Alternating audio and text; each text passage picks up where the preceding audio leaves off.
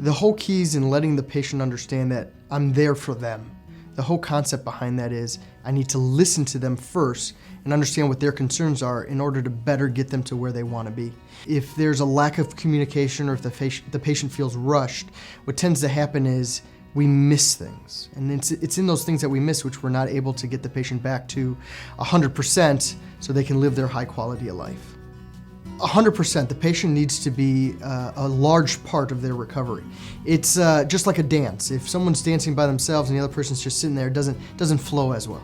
So in having that dance together, we're able to complement each other. I will feel the situation. I will listen to the situation. I will try to apply as much medical background as I can to educate the person. The whole key for me is to make sure that they're educated. That's my job.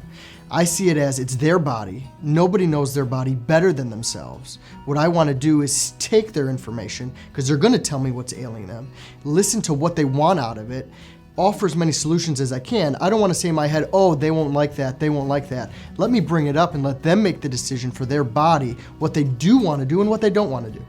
Being cost effective, being time effective, and being as effective as possible early on is going to be my best option to make sure that the patient is getting what they want out of the relationship. I chose to be here. This is where I wanted to have my practice. When I have people who come in and say, oh, I know your dad, I know your grandpa, I went to school with your sister, those kind of things are more rewarding for me to be able to help the people in the same town that I grew up in. I think it's the sense of camaraderie, being from the town and people maybe knowing the name or knowing someone you may know or being a friend of a friend. It makes it all a little bit smaller and they tend to know you more as a person, like, oh, I know Tony, rather than, Dr. Montemurro. And that's what I would prefer. People don't realize that. We have some amazing technology here and amazing physicians here who are very well trained.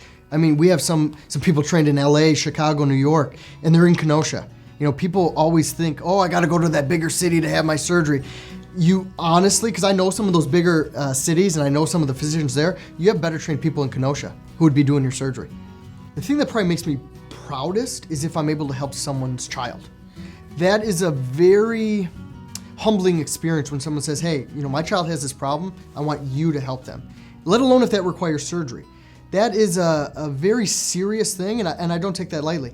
But in being able to help someone, even their mother or a family member, when you hear it, not even from the patient, but from the family, that really makes you feel good. There's a lot of us. And in having a bigger family, and an Italian family at that, you kind of got to stand out a little bit. You're a little bit louder, a little bit more demonstrative in your actions. People will come to me, and I might be the only person they see all month.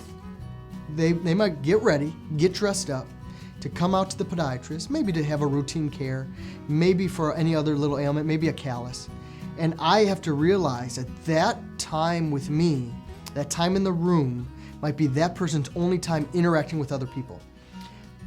I don't take that for granted. I will listen to them when they talk about their grandkid or when they have something to talk about. That's the human-to-human interaction that I think we all need. I have 3 beautiful sons. And nothing has motivated me more in life than giving them a father that they can be proud of.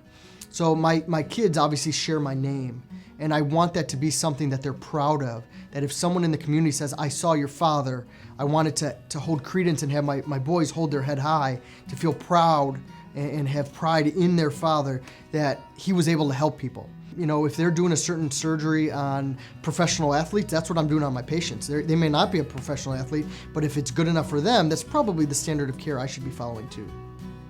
Every day I wake up, I want to do this. I want to do this. It's a choice. It's a choice if we go into a field and we want to do that every given day. For me, this is a choice I made, that I want to go into medicine.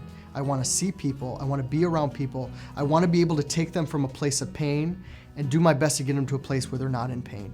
And I will always give my all, and I will always care about what I do for every specific patient, no matter who comes through the door.